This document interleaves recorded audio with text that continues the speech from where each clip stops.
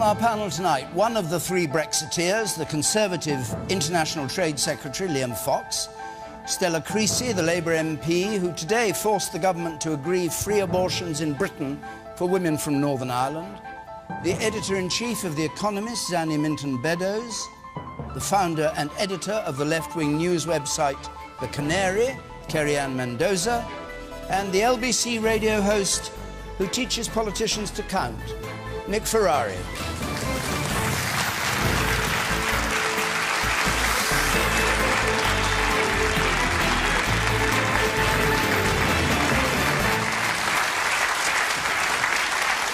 Now, thank you very much. Remember, at home watching this, if you want to get into the debate, Twitter, Facebook, our hashtag BBCQT, our text number, if you want to text us, 83981. Our first question from Marianne Smith, please. Is it right that 10 DUP votes have been bought by the government when Mrs May told a nurse that there was no magic money tree?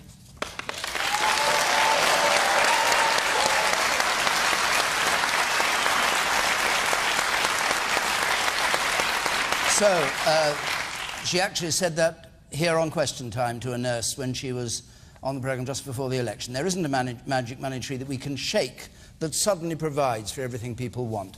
Liam Fox. Well, the government after the election had no overall majority. We had a duty to form a government. That's what's required by our constitution, and that's what we've done. The DUP share a lot of common elements with the Conservative Party on things like the union, believing in the union of the United Kingdom.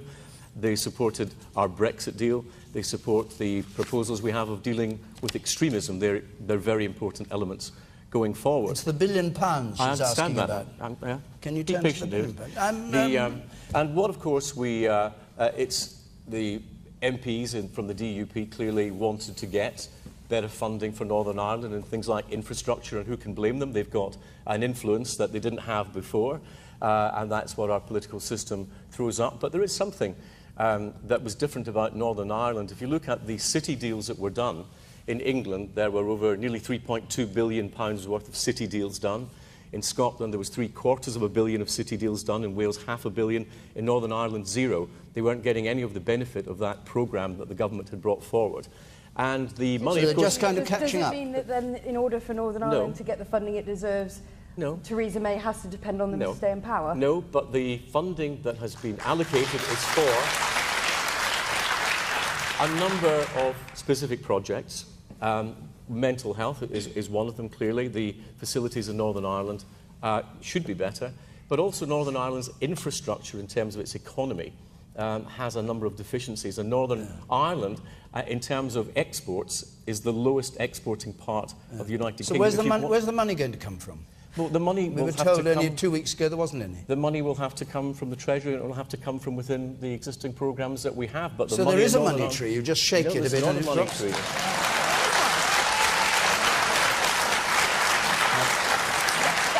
do have programmes that need to be funded. Remember, this money does not go to the DUP.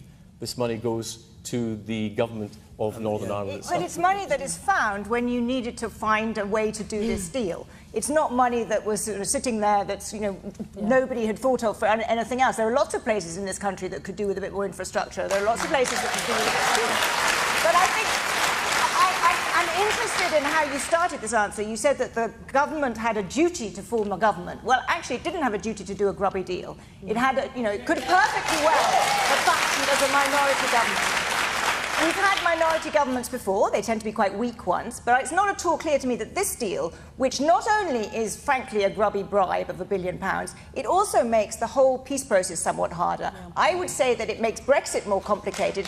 In this case, to paraphrase someone, no deal might have been better than a bad deal. Okay. Nick Ferrari. The question was it right? And it was right and it was wrong. It was wrong because it was shabby, but it's what politicians sometimes do, and politicians of all colours. We can look in the past at Labour, how they, when they were in power, they channelled vast sums of money to northern cities such as Manchester and Leeds and Sheffield, where they have their core vote. So in a way, it's the same sort of thing. It's equally shabby. It shouldn't have been done. It shouldn't have been done, but it was done. Because they're standing there for How can you possibly equate investing in the regeneration of much-needed regeneration of towns and cities across the land with a grubby little deal that Theresa May made simply to retain power? I mean, that's absurd. All right. But where I believe it was a good thing, that given what we've seen as utterances from Jeremy Corbyn and from the Shadow Chancellor John McDonnell over the past week or so, I view the prospect of having Jeremy Corbyn as our Prime Minister as I would for going for a Sunday drive with Richard Hammond. So I'm rather pleased that they've done the deal because it keeps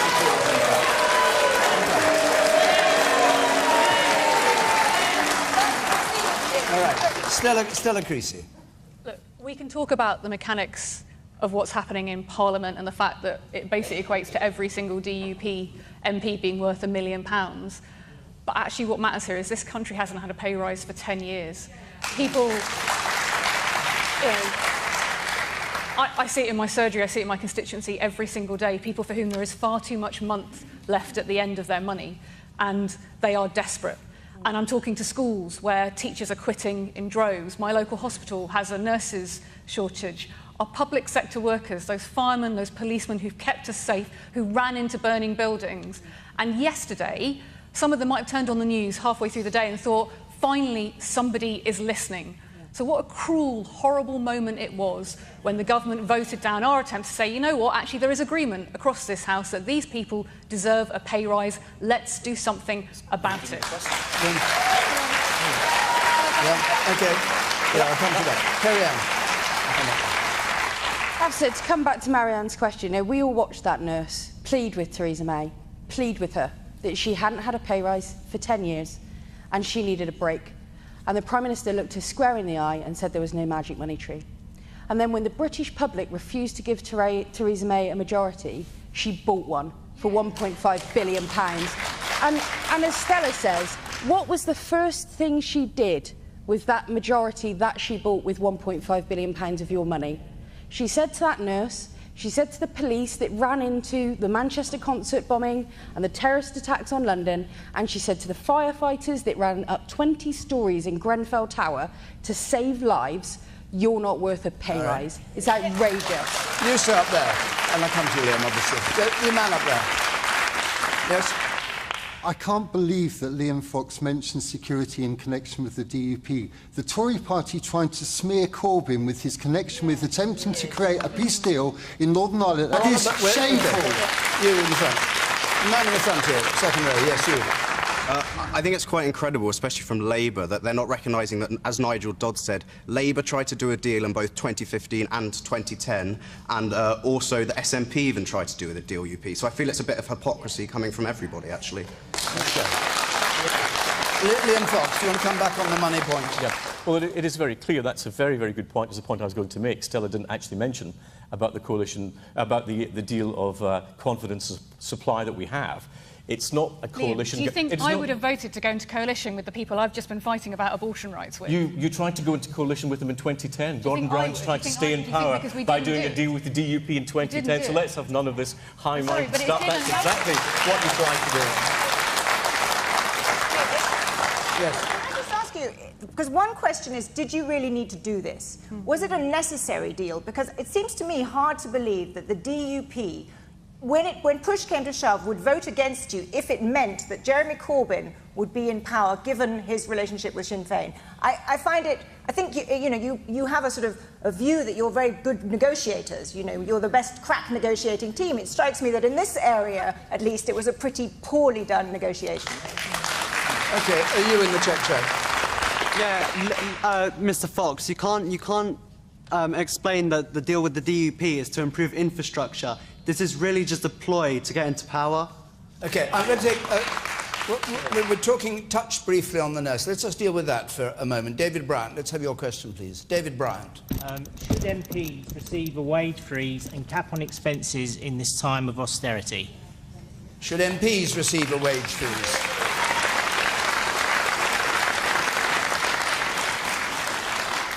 And I think, Stella Creasy, I'm right in saying you got a 10% pay rise in 2015. Yes, and I opposed it, and I have donated it towards the cost in my office of having more casework staff to be able to respond to the need within my local community, because I won't have unpaid employees. Okay. Liam Fox? I think that if we're going to ask the public sector to continue with pay restraint, we will have to do the same. I don't think there will be an option. We had that correction way back in 2015. I think that the public found that hard to swallow. Yes, I did, like most MPs. And I think that having done that, if we've got that correction and we are going to have to impose continued restraint on the public sector, we will have to lead by example on that. But would you like to see the pay cap ended? Well, I think that we need to look at the control of public finances in a whole. We have a balance here to strike between our duty to remunerate those who work in the public sector and also to look after the interests of the taxpayers who pay those wages for those in the public sector.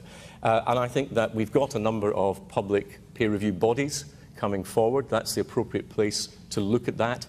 But we need to remember that when we're talking about our public spending, we are spending as a country £46 billion this year in debt interest, for which we get nothing at all.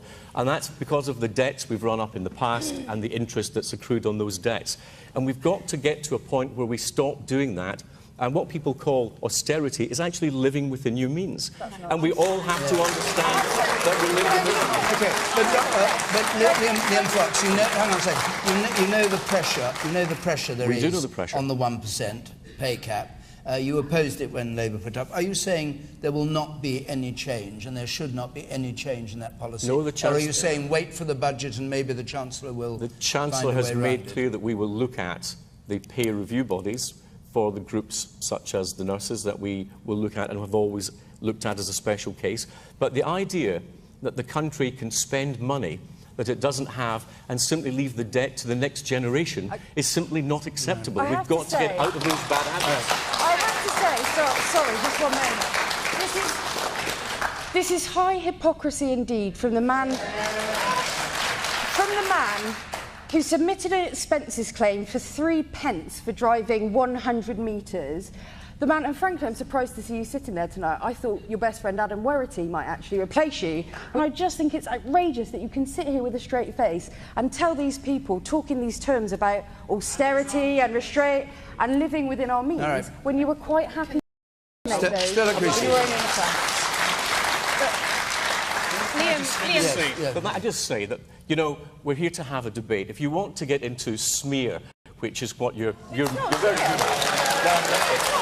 But I think people here would like to have a real. I think people would like to have a real debate about the real issues. Thank you. Because I would like to debate with Liam, because you're talking, Liam, like you haven't been in government responsible for our economy for the last 7 years, and you're talking like your government doesn't have issues. I agree with you. I want to get the debt down because every pound of interest we're paying is money we're paying to bankers rather than putting into public services. That's why I'm frustrated when I see your government wasting money on things like the bedroom tax, which cost more than it saves, on things like the contract for the DWP and the personal interpayment payments, where you've wasted £200 million. And we got the deficit down by three quarters. And when did you... By 3/4. Your government has promised every single year to end the deficit. If your government was the financial manager of a company, you'd have sacked them by now. I'm going to go to members of the audience. The woman on the gangway there. The woman on the gangway there, yes. Yeah. Human. You talk about the next generation. You know, there won't be any midwives around in the NHS if you don't value them, because we're all leaving. You know, we are fed up with it. I haven't had pay rise for 7 years, and I'm very experienced. I've been really interested. Sorry, wait a minute, Stella. Sorry, are you saying you're leaving, or you say we're all leaving? No, well, we're leaving in droves. Yeah. And you talk about the pay review body. The pay review body reports that 80% of the women, the midwives that left the profession, would have stayed if they were valued more highly. Let's hear a bit more from our audience. The woman in green there at the back. Well, I personally would want to pay more tax so that our firefighters, paramedics, anyone in public service, I value the education I have, the education my grandchildren will be getting, and I value my family having a hospital bed. So I don't understand why it's all about money. I would gladly give more tax. OK. The man in the check shirt, the young man in the check shirt in the middle in the third row there. Yes, you. I think going back to MPs' pay, I don't think a lot of people realise just how important all MPs' jobs are. OK, Nick Ferrari. Yeah, David's initial question was, should the MPs have a pay for restraint? And of course they should. There's no question about it. And what I find truly extraordinary is that I heard a figure that, and bear in mind, these nurses and firefighters and others, their pay has been capped for 7 years. And it's a possibility that it might be capped for another 7 years. Now, the last time I looked, when I went to Sainsbury's or Tesco or Waitrose, the prices haven't been capped for 7 years, nor of your rents, nor of your mortgages, nor of your children's shoes. And what is amazing is not just the 1 billion or 1.5 billion that we've debated to deal with the DUP. There are so many other things on which this government wastes, and previous governments, extraordinary amounts of money. For instance, I'll just say the foreign aid budget, which I find quite incredible, £17 billion. But one other thing, which is a £56 billion white elephant called HS2, which is where we all need better broadband. And I understand that Hastings is an area that doesn't have the greatest rail service, so possibly I'm playing to a home audience there. All right. The man in blue with spectacles on in the middle there, you say, yes. Hello, I appreciate we're living through a time of great austerity, but I am very concerned about recent changes to the benefit system. I'll tell you, I was made redundant a year ago. I want to work very much. I've had 19 job interviews in a year, all unsuccessful. But a recent change to the benefit system means you now have to be unemployed for 9 months or 39 weeks before you get any help at all with your mortgage. I'm close to losing my home because of this. And what do the panel think about it? Zanny Minton-Bellis, let's go back to the main question. I think the audience are all raising incredibly important points which lead into what I think we should be doing and need to have as a country is a very serious conversation about what kind of public services we want, what we want to be paying people in the public sector, what that means in terms of spending, and how we are going to raise the tax revenue to pay for it. And just a few facts. We still have, and Dr. Fox is right, we still have a pretty big budget deficit. It's not like we are spending far more than we are bringing in. We're about to, because of Brexit, I'm afraid, have a hit on our economy, which will mean less tax revenue. People are going to be poorer, and therefore there will be less tax revenue. It's perfectly reasonable that we may want to spend more on public services, but we're starting from a pretty weak position. So if we want to spend more, we need to raise more tax revenue. And Jeremy Corbyn, I'm afraid, is wrong to think that all of that tax revenue can come from corporations or the very rich. We have to have a proper, serious, grown-up conversation, as the lady in the back row said, about how much tax we as a society want to pay and what kind of public services we want. And those two have to balance. All right. I want to move on to... You mentioned Brexit, and I want to move on to Brexit, which we have many more questions about than anything. But just before I do, Question Time is going to be in Burton-upon-Trent next week. That's the last programme of the summer. We're going to be back in September. But if you want to come to Burton-upon-Trent, there is the address to apply. I'll give it again at the end. Andy Thompson, let's have your question, please. Why have 101 MPs this evening again gone against the will of the British people by voting to remain in the single market and the customs union? Yeah. Well, Stella Creasy was one of them. There were 150, I think, Labour and 50 other parties voting against, voting in favour of remaining in the single market. So what's up? What's the game? Let me be very clear. Right, we are leaving the European Union. The question now is, what is the best deal for Britain? And I voted against the Article 50 legislation. I voted tonight to make a point about the importance of having single market membership as part of the negotiations for exactly the points that Zanny's talking about, because the economic and social cost of these things is going to be horrific. And we need some honesty here about the choices that this country faces. And I worry about a government that, before it's even begun the negotiations, takes things off the table. So I want all of these options on the table. 650,000 jobs in London alone are dependent on the single market. If we want a Brexit that is going to work for this country, we have to decide what we think is important. And I think people's livelihoods and being able to keep a roof above their head, know there's a job and a job for them and their kids, is something we should prioritise. How do you leave the EU and remain in the customs union and the single market?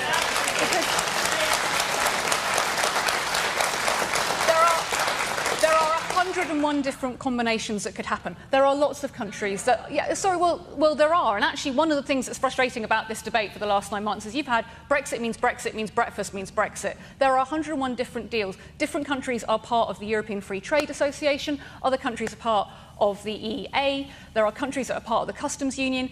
The Prime Minister said that she would like to be an associate member of the Customs Union. It's a membership that doesn't even exist yet. At the moment, this government is asking for a moon on a stick, and I want this country to be able to have some serious options to choose from, because the reality is we won't get everything. Now, I know that is going to be a difficult message for people, but I think you want politicians who are acting in what they think is the best national interest. Right. None of this is about repeating the referendum or undermining it. It's about saying what is in our best interest in the country, and I think that's the first thing you elect politicians to do.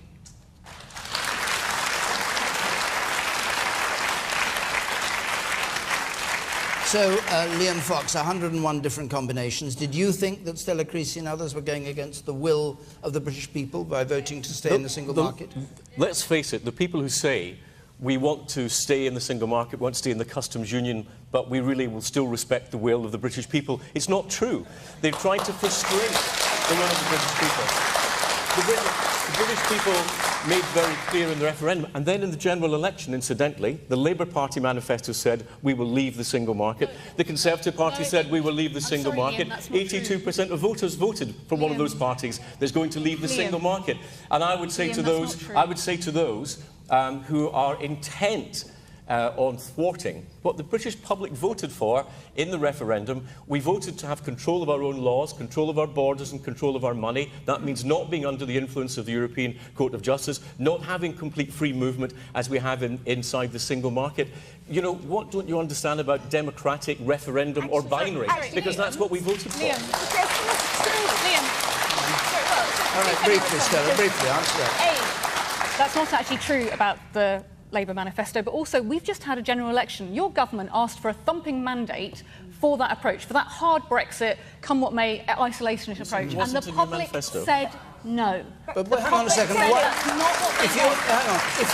If you're right about this issue, why did your party leader sack 4 shadow ministers tonight? Because they voted with you. No, that's absolutely right. I'm not going to pretend that there's not a debate going on in the Labour movement. A debate? Yes. Well, sorry, do you want... It's a polite way of putting it. It is a shambles. Actually, there are plenty on your side, Liam, who agree with us that the government should be asking about all options, that you don't go into negotiation writing off 2/3 of things. Not one Conservative joined you tonight. Not a single Conservative Liam, have some tonight. honesty with this audience. There are Conservatives who also agree that single market membership should be something that is part of the discussions. It doesn't mean it will happen, but it does mean it's part of the discussions. Why are you cutting off our nose to spite our face? All right, let's bring in other members of the panel and the audience. There seems to be, both from you, Liam, and from the audience, somewhat of a rewriting of history. As far as I remember, the referendum was about, did we want to leave the EU? It was not, did we want to leave the single market? Did we want to leave the customs union? And it so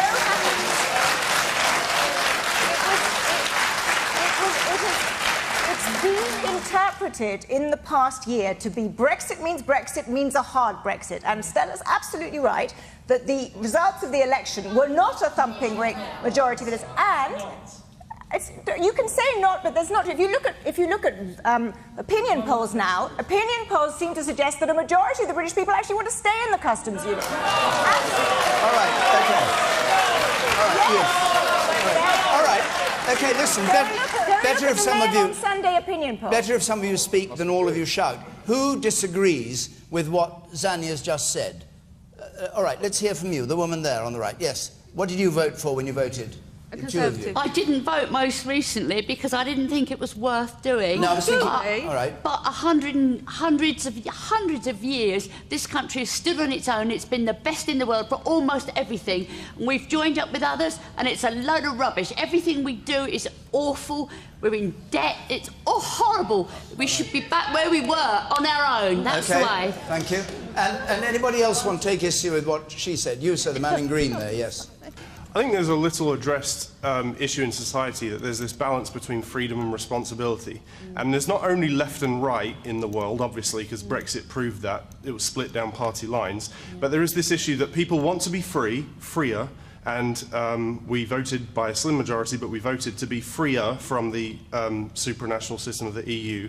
And yes, it's a risk. Anyone saying it's going to be terrible if we stay or great if we stay, terrible if we leave or great if we leave. But what about the 101 different combinations that Stella Creasy says are available? Do you think there are 101? There are lots of options available. And they should be available within the referendum of last year? No, we can't all vote on 101 different things. No, That's indeed, what the government's no, I mean, for. We delegate that to them. Nice for some of us, but hell for most of us.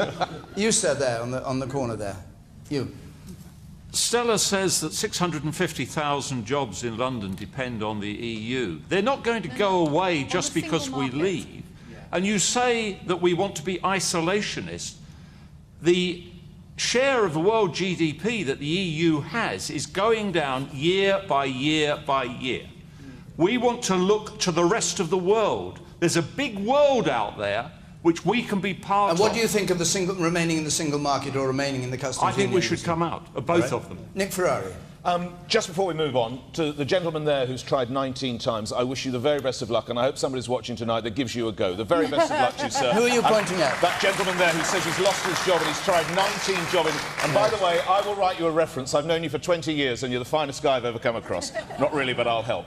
This is the reality. This is the reality of the situation. Would it be a good idea to perhaps pay some cash so we could get back into the single market? Yeah, possibly. But it is never going to happen. We are where we are. We might not be where we want to be. And to bring up the point from the young man sitting over here, he's absolutely right. It is a big, brave, bold world out there. And I ask you in all honesty, as you look at the European Union at the moment, as you see where Greece is, as you see where Italy's economy is, as you see where unemployment is in Spain and in Portugal, actually, would you want to now tie yourselves to something like that, which is past its prime and possibly like the old Soviet Union? And I suggest you wouldn't. And just finally, much as I respect Liam and I respect the whole front row, the rugby front row of our negotiators, Boris Johnson, David Davis and Liam Fox, I can't help but thinking the person who should be doing the negotiations is Arlene Foster, because, by God, she got a good deal out of that lot. Kerry-Anne Mendoza. I think the audience have raised really good points. In fact, journalist Paul Mason wrote an incredible piece prior to the EU referendum, which was about the absence of how, and the fact that you could even have a referendum where people who were never going to be responsible for delivering that Brexit, all that Remain, were allowed to make whatever the hell kind of promises they felt like on the day in order to get their victory, and never have to take accountability for the result. And I think there's a real case now, actually, for, we've got Brexit people in the audience and on the panel, and your main argument about Brexit and the fact that we should go ahead is that we had to have the democratic mandate. It's the will of the British people. I agree with you, which is why I think there is a legitimate case for saying that when the Brexit deal comes back, we hold a referendum on how. OK. You, sir, in the front.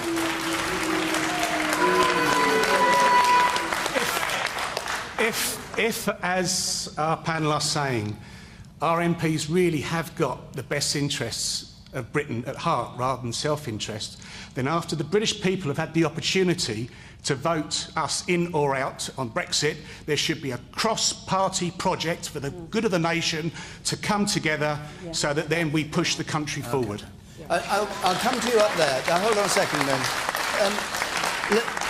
Liam Fox, you are the man in waiting, in charge of negotiating deals with the rest of the world, as I understand it, once the main leaving the EU deal is completed. So presumably you're slightly sort of hanging around. I mean, have you done any deals yet? Not quite. No, but the point is this... To answer your point, we have actually got a lot of work to do to prepare to leave the European Union in terms of the agreements that we're party to as part of the European Union. We have to turn them into agreements for the United Kingdom outside. And the reason it's important, 90% of global growth in the next 10 years will be outside Europe. If we as a country... If we as a country want to generate the wealth that we will need for all those things that everybody wants in terms of spending on public services, that growth is going to come from somewhere else. We need to access and get into those markets outside the European Union. That's where growth is going to come. We need to be part of that. Sorry, let me just put a question. I want to put a question. Hang on a second. Are there any circumstances in which remaining in the single market or the customs union, question that Anne Thompson asked, would appeal to you, you would find it a sensible course? Or is Brexit means Brexit something that means something? If we stay in the single market, we'll still be subjected to the European Court and we'll still be subjected to the free movement of people, which I think the electorate didn't want. If we stay in the customs union, we cannot negotiate our own trade agreements because we'll be bound by the European, what's called the Common External Tariff, and we will not be able to reduce the duties on developing countries who want to sell their goods to the United Kingdom because we'll be bound by that. We have both an economic and a moral mission to be able to make the best of the decision the British people have given us, and that opportunity is taking advantages of those big markets that are out there for our future prosperity. It's a great challenge. We should rise to it. Zanny seems more influenced. I just want to... I think this is all great rhetoric, but can I just add a little bit of reality to this great, brave new world that we're going to conquer? Yes, there are economies that are growing faster outside Europe. But 61% of Britain's trade is either with the European Union or with countries that already have a free trade deal with the European Union. No. Who was saying it shouldn't be? No, you were. You were saying it. You said your bit. It's all right. You've said your bit. 61% of our trade is with either the European Union or with countries with which the European Union already has a free trade, so we already have free trade with those countries.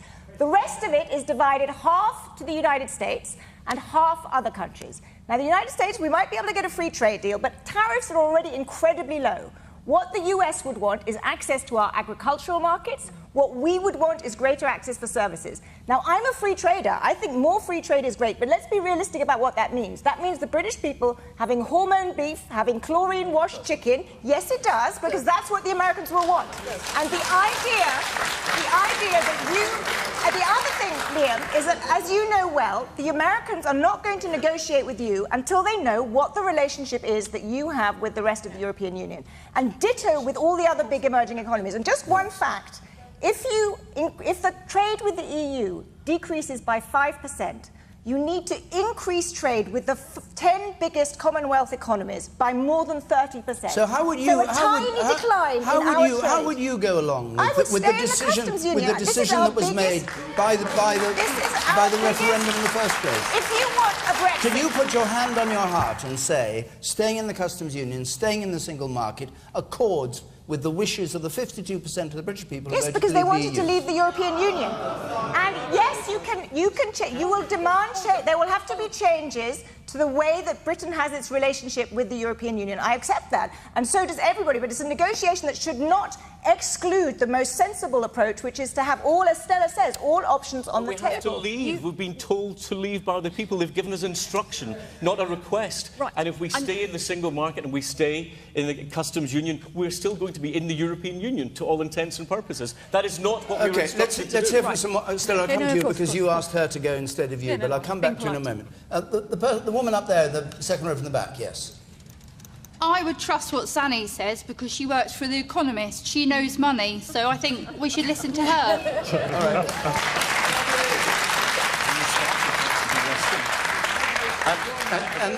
And the woman here in the front. You in the front. Thank you. We are close to Europe. There is 300 million people.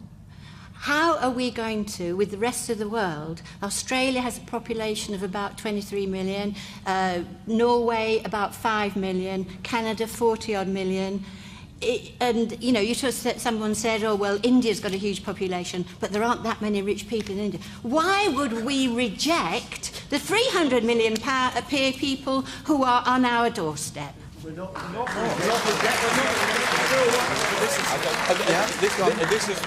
This is simply, we're not rejecting. We're not rejecting Europe. We will want to trade with Europe. We want an open and liberal trading arrangement with the European Union, which we believe will be in both our interests. All right. But there are some very, very big markets out there that we will be able to take advantage of. And as for the US will not talk to us, I've got news for you that we are beginning our actual discussions on the 24th of July next month.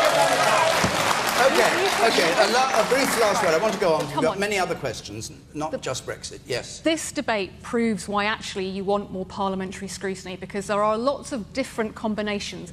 Liam isn't levelling with you. Whoever we trade with, we're going to have to abide by their regulations. That's the point of a trade deal. So you need to know what the options are. And what I want, and the others who are concerned about just walking away from single market membership, because it's not just about the tariffs, it's also about the standards. It's about things like your employment rights. It's about environmental standards that have been built up. We can look at what the deal is without in any way compromising that commitment that the referendum has had. Believe me, sir, I do not want to run the referendum again. But I do want what's in the best interest of this country. And I want the British public to know that politicians have done a proper job of scrutinising what the options are so that we've got you the best deal. I can't hand on heart tell you that's what's happened now. OK. I'm going to take another question. Keith Piggott, please. Keith Piggott. The horror of Grenfell Tower became politicised during the PM's question time. Do the panel think Parliament should adopt Mrs May's collective guilt approach to resolve, or Mr Corbyn's austerity point scoring? OK, well, there was as you know, there was a division of opinion on in the House of Commons. Nick Ferrari. I thought that was one of the lowest moments in Prime Minister's questions I've seen for some time. There are people now, even as we speak, who don't know where their loved ones are, who don't know where their families are. There are incredibly diligent men and women wading through, and I apologise, this is a graphic image, but it was reported in the papers today, up to 3 feet of broken appliances, ash and goodness knows what else. To see the leader of a political party try and score a cheap point over that, I thought was absolutely reprehensible, beaten only by your Shadow Chancellor John McDonnell suggesting both irresponsibly and utterly incorrectly, and it could be actually illegally, because it could now prejudice a future trial, that they were murdered by political decisions. There is a time for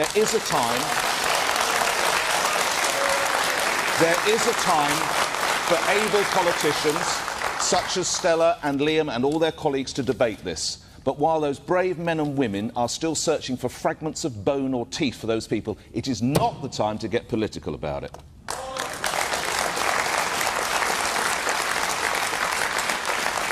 You at the back there. What I think is more reprehensible than your point is that it's taken a tragedy like Grenfell Tower to even raise the issue. No one was speaking about it before, were they? So why shouldn't Jeremy Corbyn bring it up in a political context? Because there will be a time to answer you, sir, and I hope that this will be the sea change moment that the Hillsborough tragedy was for how football stadiums were run, the Zeebrugge tragedy was for how roll-on, roll-off ferries were run, the King's Cross. I hope this is the sea change moment, I really do. But there are no party political points to score here, because without, and I don't want to even do this, but just very briefly, you can see that you can track some of the legislation back to Tony Blair. You can see that you can track some of the legislation back to the coalition government. No one party emerges with any damn credit here, so they should not be playing this game. All right. Kerry-Anne.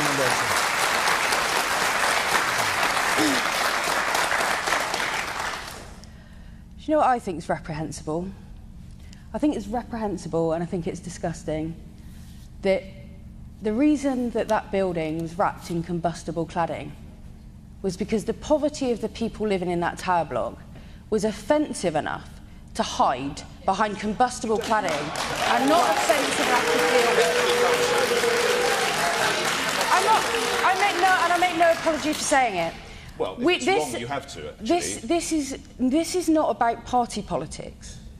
This is about, what it is about is saying there were a chain of events that led to this fire that have to be analysed, and those questions have to be asked. They have to be asked and answered openly. And it's not me saying that. It's not Jeremy Corbyn saying that. It's the survivors of this disaster. It's the residents of that tower wrote in 2014 saying, we believe this is a fire risk. They wrote in March of this year. In March of this year, they said it will take a catastrophic event for our concerns to be listened to.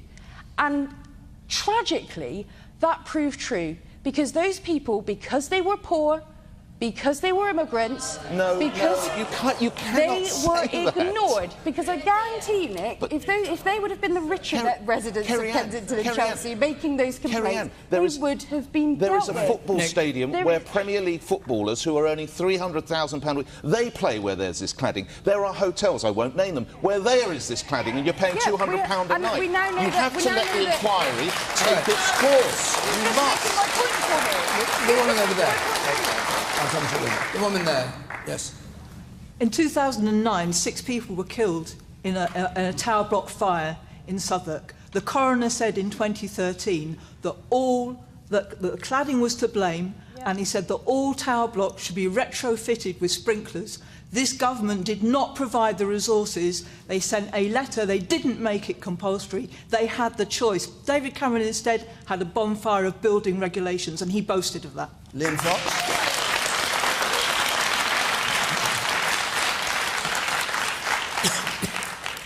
Like a lot of people who've worked for the emergency services, this fire actually brought back a lot of unpleasant memories for me. I was a junior doctor. There was a fire, you may remember, David, the so-called ice cream wars in Glasgow. People were holding their children by the arms outside a barricaded flat block where people died in that. And for me, it brought back some really unpleasant memories of that. And I think that, do you know what? There will be a time to ask a lot of these questions. But there's still a great deal of suffering going on.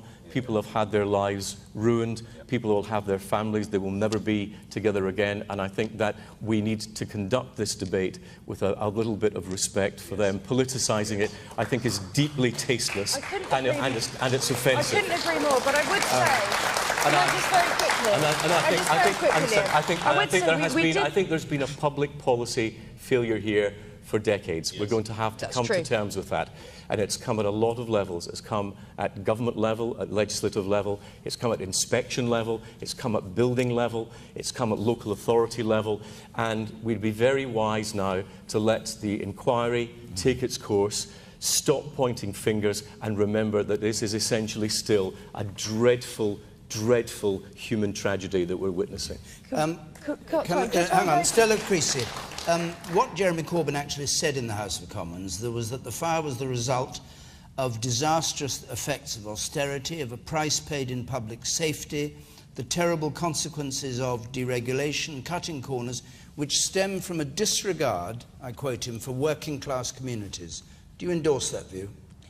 So I'm very mindful tonight, in my community in Walthamstow, there are people in blocks that have cladding that is being investigated. So I agree with you that we have to choose our words carefully.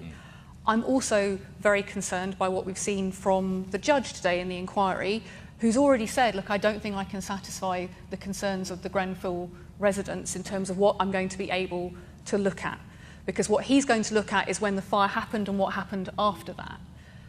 Absolutely, there is a time and place for those discussions. I think if one of the things that we've learnt from Hillsborough is when you're looking for both truth and accountability, transparency matters. And it does look like there is an increasing concern about building regulations. We don't know, Mum, which way it goes, but we do know that looking at whether or not our buildings regulations in this country have been applied, or they've been too flexible, or they haven't been enforced, is a question that needs to be answered. So was your leader right to say that it was a disregard for working-class communities and the disastrous effects of austerity that caused this fire? Right or wrong to say that in the House of Commons?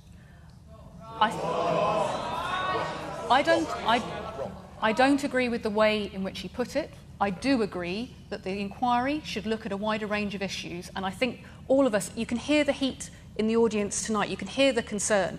And I understand where Jeremy was coming from in being concerned about this and being frustrated about it, because that's what you're talking about with the Larkenhall House Tower. But all of us have to channel our anger into what is the best thing for those people tonight who are worried about the cladding around them. And it is right that we have proper investigation. I'd also like to see the public advocate process fast-tracked, because one of the things we've also learned from Hillsborough is having the voices of the residents, the voices of the victims, front and centre. Why have they not been able to negotiate with the judge about his remit is a question for me. But because they haven't, the worry for all of us is that these questions won't get looked at. And I think all of us would agree we'd want a proper investigation, an independent investigation into what happens with those building regulations. Zandy Minton-Beddoes. I think we have to have a proper investigation. We have to have one that is transparent, but that is also speedy, because part of the problem with public inquiries is that they can go on and on and on and on and on. So you don't want to have this done it is an incredibly emotional, understandably emotional issue. It's a terrible, terrible, terrible tragedy. But do you understand it being politicised? Is it right that it should be a political issue? No, I think Jeremy between the Corbyn was parties? utterly wrong to say that. I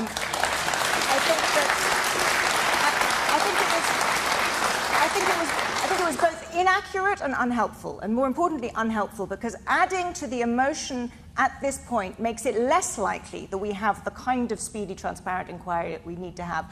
And it can happen.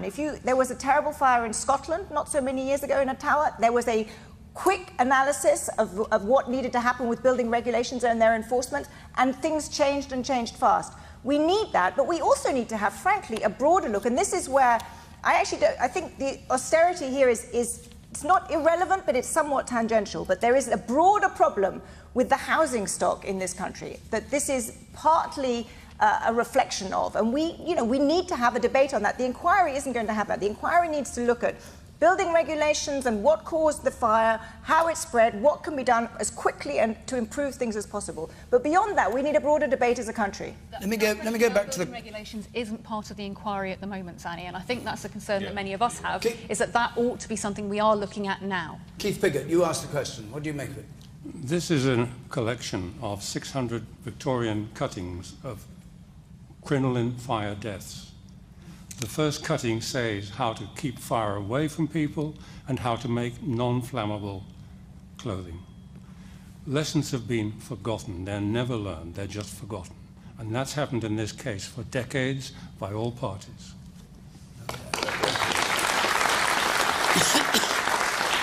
And take one point from you, sir, over there. Yes.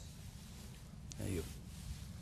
What will be done to make sure that the government, whoever it may be, will listen to this public inquiry and make sure that they do the recommendation and it goes into legislation?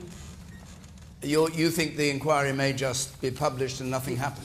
Yeah, that could easily happen. What do you think, Nick Ferrari? I think that's a very relevant point from the gentleman up there, but sort of revisiting something I said. Tragically, every now and again, something comes along that just sears its way into our consciousness, such as Hillsborough. We've got to be careful what we say, because that's been a momentous week for that.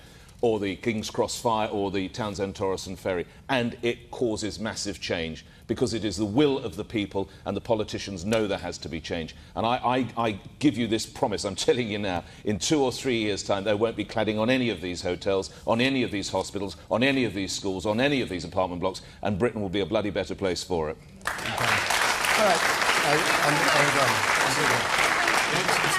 It's a very useful point.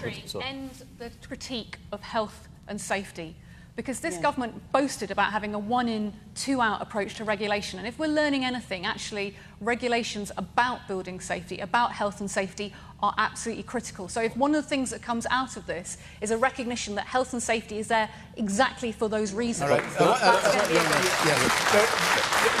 Fox. Liam Fox, please. You raised the point about legislation is very key, but you can legislate and you can have regulations all you like. You have to make sure they're implemented. And that is a key element. Politicians, we can pass laws, but if they're not being implemented on the ground, if there's not a mechanism to ensure that they're being implemented, then that is when tragedy can happen.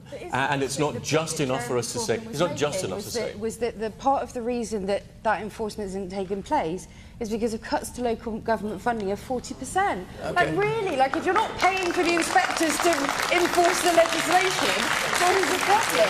Use a brief point, you, sir. And then we want to move on. The man there in the blue shirt. You. Yes, well, I just wanted to say that it's You know, we need to move from disgrace of the current situation to amazing grace. Let's take politics out of, you know, social housing and boost our economy through social infrastructure and build more social housing. London is an absolute disgrace. Let's move it to amazing grace. Okay. I'm going to go on. We've got a few minutes left, 8 or so minutes left. Dave Morrigan, let's have your question. Go. Do the mainstream media still serve any useful purpose for the younger generation? Well, we have the founder of the Canary, which is very much not mainstream media of the kind I think you're talking about. Newspapers and television? Newspapers primarily, yes, but TV, radio... All right. All right. Liam Fox, you start on this. Well, frankly, I don't think you would be in the audience or we'd be on the panel if there was no purpose to the exchanges that we're having. For younger voters? For younger voters, for all voters. Of which we have many. For all voters, I think that we need to get as much public discourse as possible. Perhaps we need to look at the formats that we have in terms of whether they're interesting to young voters, whether we're creative enough in the way that we get the messages out. But, you know, the more we can get information, the more we can get people involved in the political process and public policy process, the better. I think we'd all agree on that. I think that the media does need to innovate, but the other thing that we require a free media for is a counterbalance to our political system. We need a media that is able to say things that politicians don't like. There needs to be an ability for people to express views we don't necessarily want to hear. That is how you keep a free and open society. And that, hopefully, is the legacy we would want to give to younger people. All right. Kerry-Anne Mendoza, you founded the Canary, which is social media, I don't know why it's called social media, whatever you call it. Do mainstream media serve any useful purpose, or do young people, it's younger voters we're talking about, look to people like you for their information? Yeah, I think I disagree with Liam's analysis about format. Format isn't the issue. The issue is a painful lack of diversity in our mainstream media. It's pitiful. And it's a lack of diversity that's on several levels. So first you have a lack of diversity in terms of ownership. 80% of our media is owned by 6 corporations. That's unacceptable. But that lack of diversity then permeates into the newsrooms. So the whole path into journalism these days is you basically go to a handful of universities, maybe 6, and then you do an unpaid internship, probably based in London, and that prejudices against... But Nick says rubbish. Absolutely. There was a study that came out yesterday. 51% of our journalists were public school educated, compared to 7% of the population at large. So what you end up with is a mostly white, mostly male, mostly middle class media based mostly in London.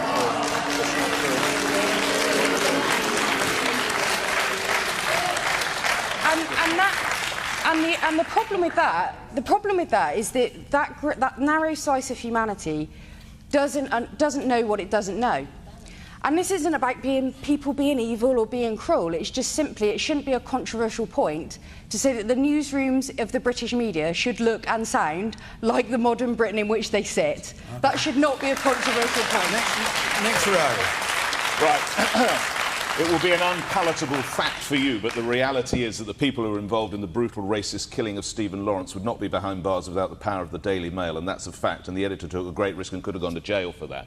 The other thing is, of course, we talk about young people. Actually, I have been in and around the newspaper business for about 50 years. My late father ran a press agency. I have a television show, I'm on the radio, and I write a column for the Sunday Express, so I cover the whole damn lot. Never has the mainstream media been more important, because while I respect what people like that are doing, and it's great, and it gets kids involved, which is fantastic, don't forget that when you go to these sort of utterings, which at many times are like the mad ramblings of the man on the top deck of the bus speaking into his hand, they have no journalistic backup whatsoever, which is why we heard that the Pope was endorsing Donald Trump. So that is why we need to keep journalists like the people who work on this show on Question Time, who work on my radio show on LBC, because when you hear it from us, it will be true, or to the best of our endeavours, it will be true. Like not just Katie made up because I've had a can of Iverson and smoked a joint.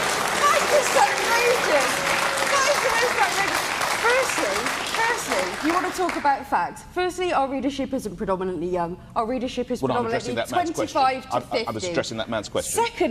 Secondly, our newsroom is not young. Our newsroom is diverse. We range from 20 through to our most veteran reporter was a journalist in traditional media before I was even born. We're diverse ethnically, we're diverse in terms of religion, Jewish, Muslim, Christian and atheist. Didn't say you weren't. And what we do, and the idea that you can work for a station that employed Katie Hopkins... Right. To launch the most... I mean, you know that. Just this week, a Muslim man was beaten to within an inch of his life. I don't think Katie Hopkins was involved in that somehow. And the people painted over his house Katie Hopkins' tweets. So when we're talking about journalistic responsibility, I think we need to look at the mainstream media. I'm going to hear from the woman here. Yes, you. The woman here, please. Thank you. As a younger voter, I think that you can bleat on about different types of media, but the media report what they see. And frankly, our politicians' behaviour is such a turn-off. Both sides are point-scoring cheaply, and we had the Conservatives jeering and cheering when they voted down the public sector freeze, and it's such a turn-off. They seem so out of touch. What about the newspapers, though? You can blame the different types of media for young voters not engaging. They can only report what they see. Actually, it's the behaviour of the politicians that turn us off. Yeah. Zanny Minton-Bellows, as the editor of a long-established magazine. Very long-established and independent, I may say. So utterly commercially independent. Do mainstream media serve any useful purpose? Yes, I think it does. I think all voices are important. For younger voters. Yes, I think actually there's a hunger for real news, for good analysis out there, as much among young people as older people. You have to reach people in the way that they want to consume their media. So we reach lots of people now through Facebook, through Twitter, through Snapchat, one of our biggest recent successes. You can't keep doing exactly the same as what you did, but the people really value authoritative, non-ideological, good analysis. And many voices is good. I welcome your voice. I welcome LBC. I think it's great to have lots of voices. I think in this country, and I spent most of my career outside of this country, it's interesting coming back how the press is dominated by a few publications. And I think there has been a sort of incredible power there. But that is now waning, because if you look at this election result, in some sense, it's a pretty damning indictment of the power of the Daily Mail and the Sun and so forth. We haven't much time left. Stella Creasy, do you think it was social media that built up Labour's support in this election?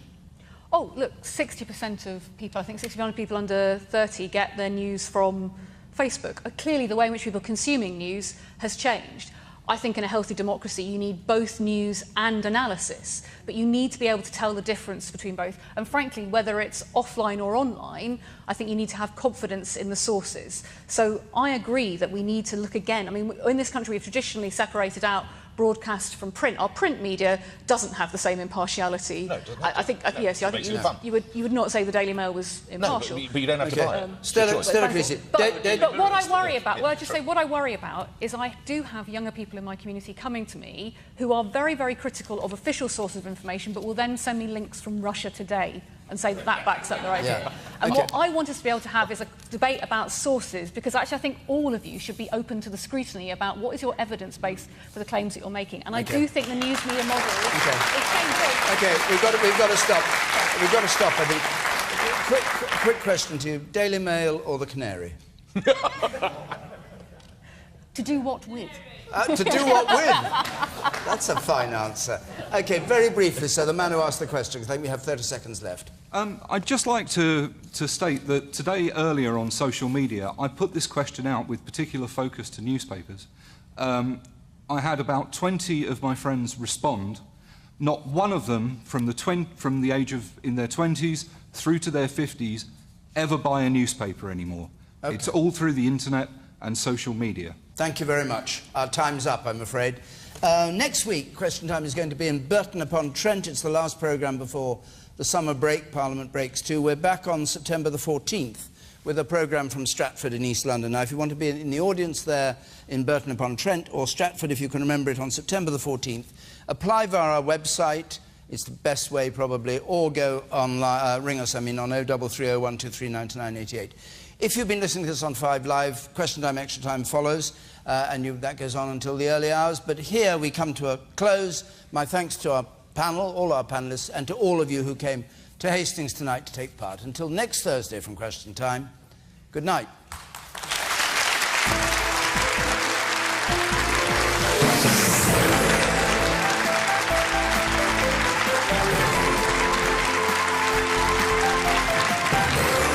Viv Groskop talks about news fatigue and Adam Bolton rounds up. All that and Andrew Neil this week, next.